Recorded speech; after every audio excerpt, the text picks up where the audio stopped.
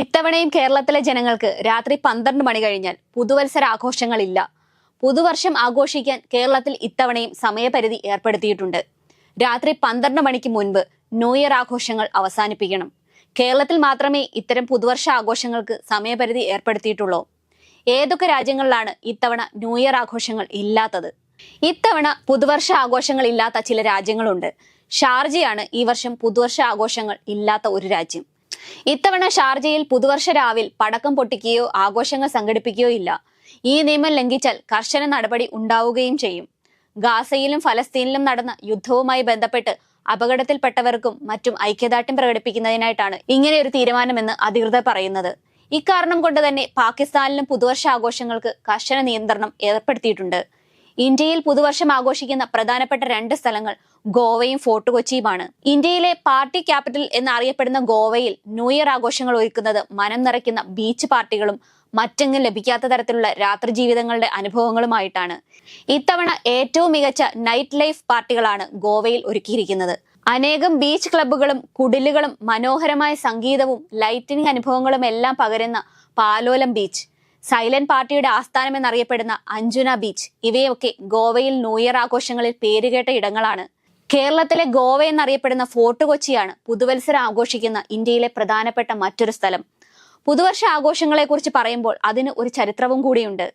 ഏതാണ്ട് 4000 വർഷങ്ങൾക്ക് മുൻപാണ് മെസ്സപ്പെട്ടോമിയയിലെ ബാബിലോൺ നഗരത്തിൽ ആദ്യമായി പുതുവത്സര ദിനാഘോഷം നടന്നത്. ജനുവരിയെ ആദ്യ മാസമാക്കി മാറ്റി റോമൻ രാജാവായ നുമാ പോംപിലിയസ് തന്റെ ഭരണകാലത്ത് റോമൻ റിപ്പബ്ലിക്കൻ കലണ്ടർ പരിഷ്കരിച്ചു. ജൂലിയസ് സീസറും ഈ കലണ്ടറിൽ കൂടുതൽ മാറ്റങ്ങൾ കൊണ്ടുവന്നു. ഈ ജൂലിയൻ കലണ്ടർ വർഷത്തിന്റെ ആരംഭ തീയതിയായി ജനുവരി 1 നിലനിർത്തി. ഗ്രിഗേറിയൻ കലണ്ടർ സ്വീകരിക്കുന്നതിന് മുൻപ് വരെ ചില സംസ്കാരങ്ങളിൽ മാർച്ച് 25 ക്രിസ്മസ് പ്രഖ്യാപന തിരുനാൾ ദിനമായിരുന്നു പുതുവത്സര ദിനമായി കണ്ടിരുന്നത്.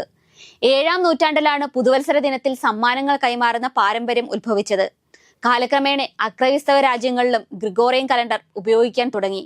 എത്യോപ്യ പോലുള്ള ചില രാജ്യങ്ങളിൽ ഒരിക്കലും ഗ്രിഗോറിയൻ കലണ്ടർ സ്വീകരിച്ചിട്ടുമില്ല. പുതുവത്സര ദിനം ആദ്യം ആഘോഷിക്കുന്നത് ഏതൊക്കെ രാജ്യങ്ങളിലാണെന്ന് നോക്കാം. ചെറിയ പസഫിക് ദ്വീപ് രാജ്യങ്ങളൊക്കെയായ ടോങ്ക, സമോവ, കിരിബാത്തി എന്നിവിടങ്ങളിലാണ്. അതിനുശേഷം ന്യൂസിലാൻഡ്, ഓസ്ട്രേലിയ, ജപ്പാൻ, ദക്ഷിണ കൊറിയ എന്നീ രാജ്യങ്ങളിലാണ് പുതുവർഷം ആഘോഷിക്കുന്നത്.